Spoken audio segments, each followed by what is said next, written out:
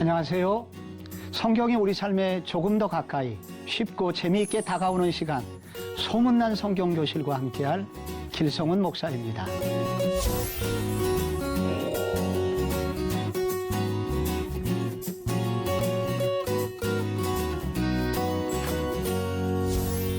(2019년 6월에) 선교사의 정신건강이라는 한 권의 책이 나왔습니다. 이 책을 읽다가 저도 깜짝 놀란 것은 선교사님들의 절반에 해당하는 분들이 심리치료를 받으셨다는 것입니다. 선교사님들이 절반 가까이 우울증을 경험하셨다는 거예요. 선교지에서 부적응, 풍토병, 자녀와의 헤어짐, 그리고 갑작스런 선교 후원의 중단으로 인한 경제적 두려움, 이 많은 것들이 선교사님들을 부담스럽게 하였고, 그래서 우울증에 빠지게 하였다는 것입니다. 제가 놀란 것은 그렇게 하나님의 나라를 위해서 헌신하셔서 해외 선교 현장에까지 가셨던 분들이 이렇게 심리적인 문제로 고난을 당할 수 있구나 하는 것을 알게 되었기 때문입니다. 그런데 이것이 선교사님들의 문제뿐이겠습니까? 선교사님들도 그렇다면 이 땅에 사는 많은 그리스도인들도 이런 우울증의 문제로 고통을 당하지 않겠습니까? 실제로 교회 안에서 많은 분들이 우울증으로 고통을 당하고 있습니다. 그리고 그 우울증의 증상 중에 하나가 분노 조절 장애입니다. 그래서 많은 사람들이 요즘 자신의 분노를 조절하지 못하여 사고를 치는 경우가 늘어나고 있습니다. 이런 문제를 우리는 어떻게 해결하면 좋을까요?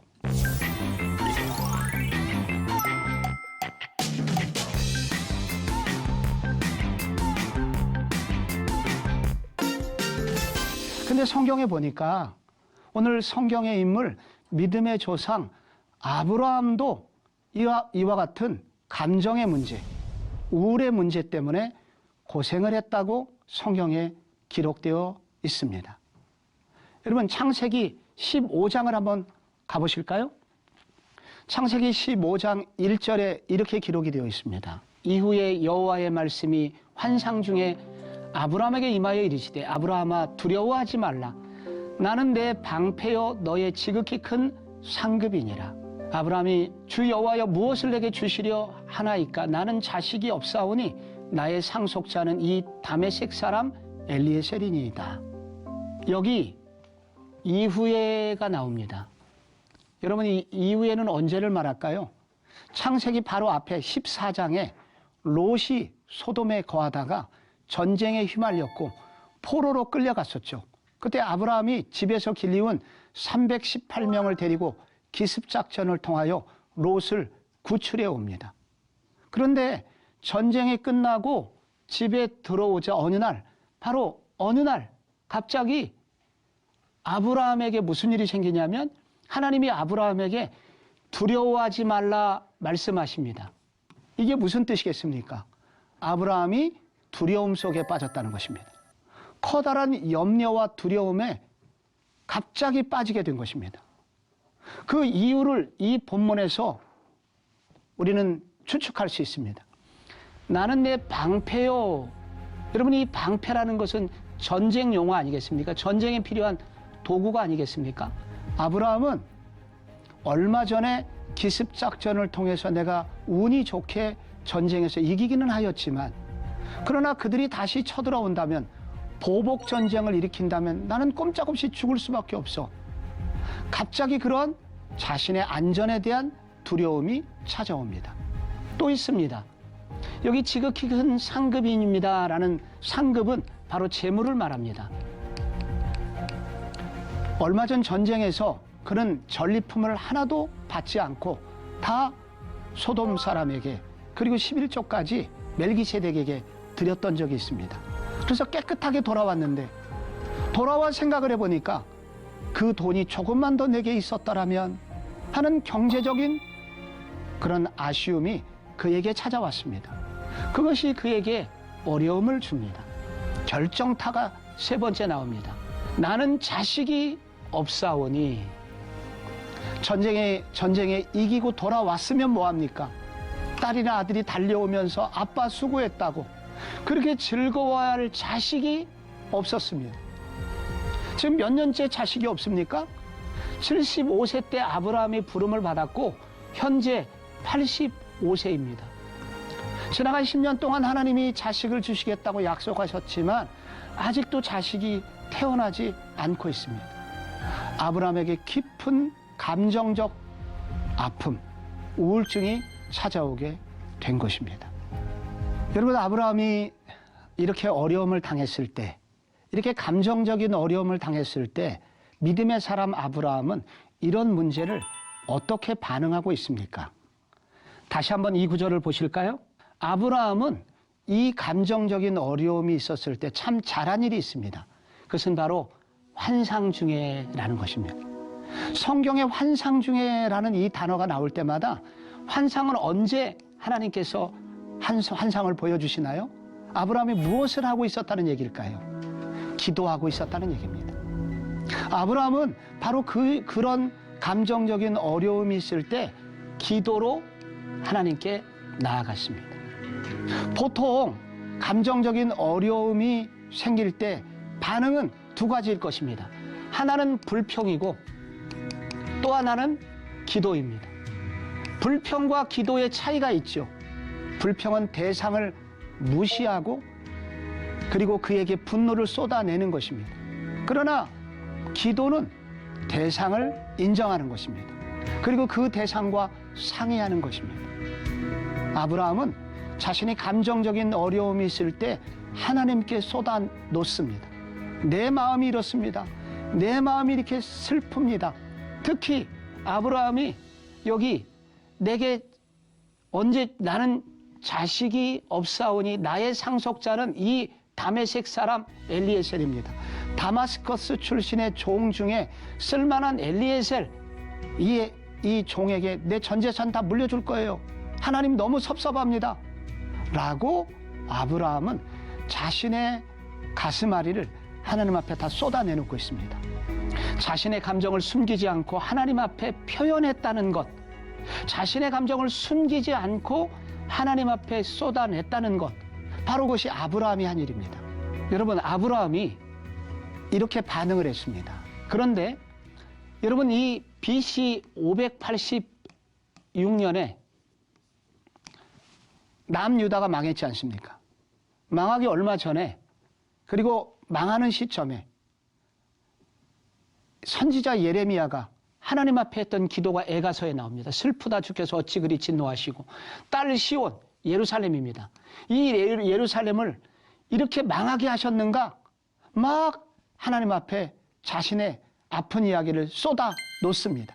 그런데 그렇게 쏟아 놓는 동안에 무슨 일이 생겼습니까?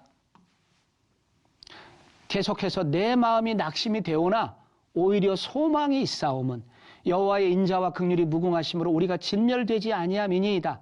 이것들이 아침마다 새로우니 주의 성실이 크도소이다. 선지자 예레미야도 자신의 감정적인 가슴앓이를 할 때 하나님 앞에 이렇게 원망했습니다. 쏟아냈습니다. 기도했다는 얘기입니다. 그때 하나님께서 오히려 소망을 주십니다. 다시 꿈을 주십니다. 희망을 주신 것입니다. 오늘 참 어려운 시대이고 아픈 시대입니다. 이렇게 어렵고 아플 때 믿음의 사람이 해야 될 첫 번째가 있다면 하나님 앞에 나의 감정을 숨김없이 고백하는 일입니다. 하나님, 내가 이렇게 아픕니다. 내가 이렇게 슬픕니다. 내가 어렵습니다. 이 아까 제가 소개했던 책의 한 부분에 보면 어떤 선교사님, 슈퍼맨이라는 별명을 가진 선교사님이 있습니다. 이분은 지난 10년 동안 27개의 교회를 세우셨던 분입니다. 슈퍼맨처럼 일을 했습니다. 그런데 이분에게 갑자기 대사 기능에 문제가 생겼고 오전에만 화장실을 15번 가야만 하는 그 곤란한 병에 걸리셨습니다. 이 샘병원에 계신 김도봉 박사님이 그분을 치료하면서 해주신 얘기가 있습니다. 나약함의 선교, 나약함의 선교.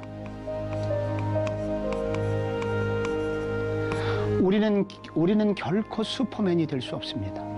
우리는 나약할 수밖에 없고 상처받을 수밖에 없습니다. 이것을 인정할 때 하나님은 우리를 고치기 시작하신다라고 말씀을 해 주셨습니다. 여러분, 이렇게 아브라함이 하나님 앞에 투정하고 하나님 앞에 자신의 감정을 솔직히 다 토로했을 때 그때 하나님께서 아브라함에게 어떻게 반응하셨을까요? 15장 그 부분을 다시 한번 보겠습니다.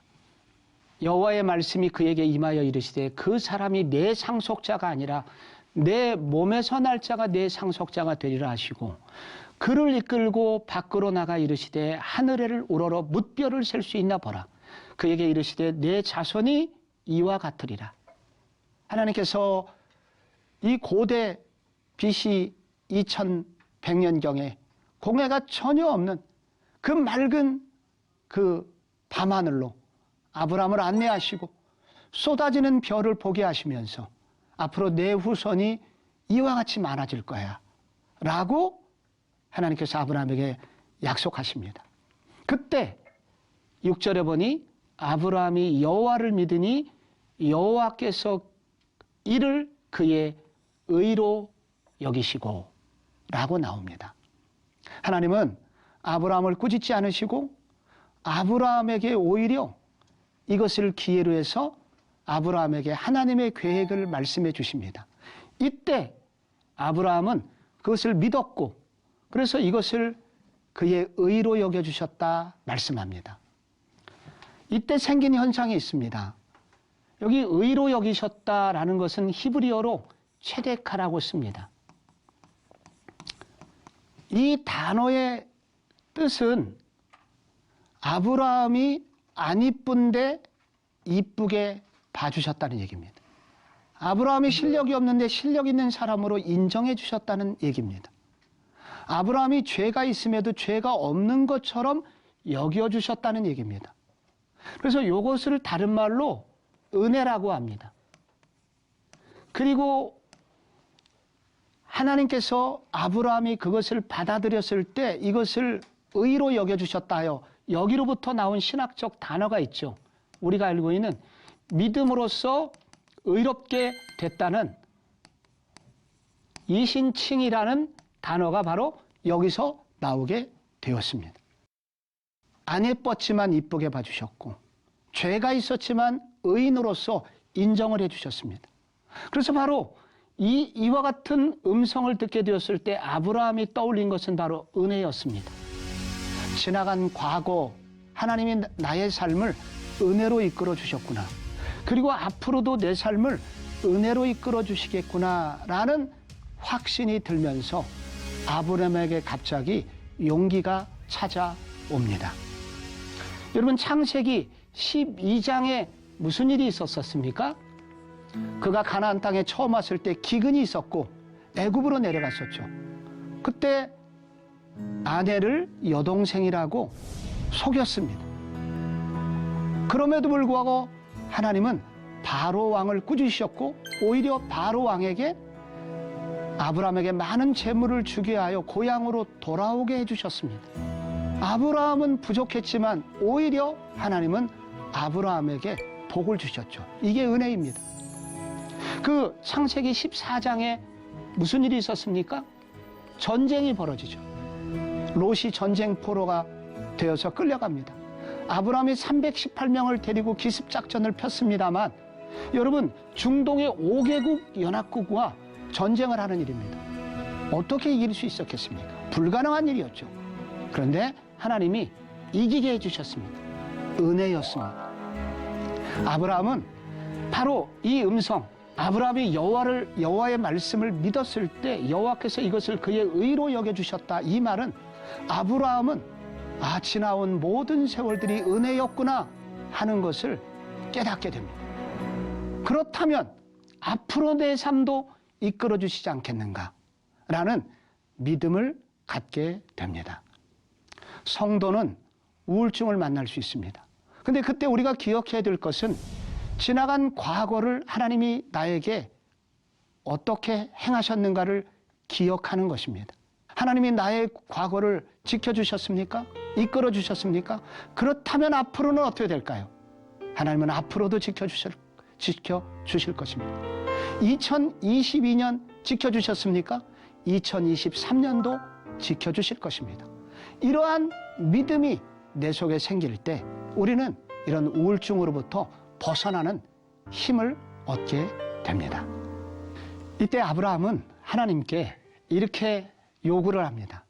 그가 이르되 주 여호와여 내가 이 땅 소유로 받을 것을 무엇으로 알리까? 여호와께서 그에게 이르시되 나를 위하여 3년 된 암염소 순양 산비둘기 집비둘기 새끼를 가져올지니라 라고 말씀하십니다. 아브라함이 그 모든 것을 가져다가 그 중간에 쪼개고 그 쪼갠 것을 마주대하여 놓고 새는 쪼개지 아니하였다 라는 말씀이 나옵니다.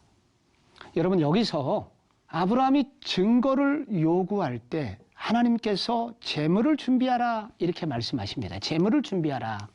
그러죠?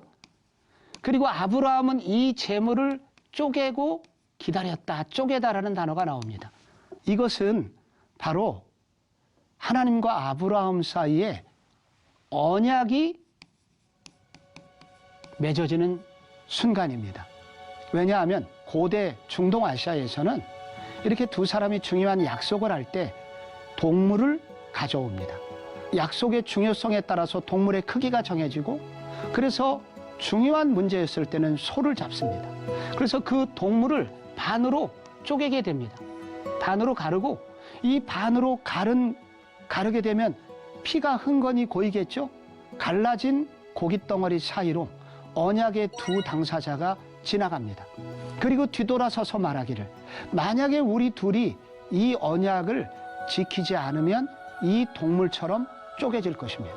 그리고 그것을 삶아서 동네 사람들을 불러다가 잔치를 벌입니다. 이 약속을 잘 지키면 이 동네 사람들에게 복이 흘러넘치는 것처럼 당신과 당신의 국가와 그리고 당신의 후손이 이렇게 보호를 받게 될 것이요 라고 언약서에 조인을 하면서 언약이 끝나게 됩니다. 그래서 이 언약이라는 단어를 히브리어로 베리트라고 그러는데 이 단어가 영어로 말하면 커트입니다. 자르다라는 단어에서 나오게 된 거예요. 그래서 여기서부터 나오는 것이 바로 언약의 저주입니다. 이 언약은 바로 저주가 임하게 됩니다. 언약을 지키지 않을 때는 언약의 저주를 받게 돼 있어요. 그래서 이것은 바로 일반적인 언약의 방식처럼 아브라함과 하나님 사이에 지금 언약식이 거행되고 있는 바로 그 장면인 것입니다. 근데 이 장면에서 매우 중요한 장면, 하나님이 나타나질 않으세요. 그래서 아브라함이 졸게 됩니다. 그런데 바로 그때 무슨 일이 생겼습니까? 해가 져서 어두울 때에 연기 나는 화로가 보이며 타는 횃불이 쪼갠 고기 사이로 지나더라. 밤 늦게까지 하나님이 나타나지 않으셔서 아브라함이 졸고 있었는데 갑자기 이상한 소리가 나서 눈을 떠보니까 무슨 일이 생겼습니까? 연기 나는 화로, 타는 횃불이 쪼갠 고기 사이로 지나고 있는 거예요. 여기 연기가 나옵니다. 여기 횃불이 나옵니다. 이런 용어는 모세오경에서 하나님의 임재를 표현하는 단어들입니다. 광야길을 갈 때 이스라엘 백성들과 하나님께서 하늘에서 함께 해주신 것이 무엇입니까? 바로 구름기둥, 불기둥이었습니다.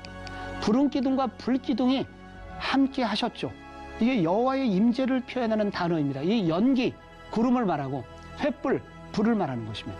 바로 이것은 바로 하나님의 임재를 말하는 것입니다. 하나님의 임재.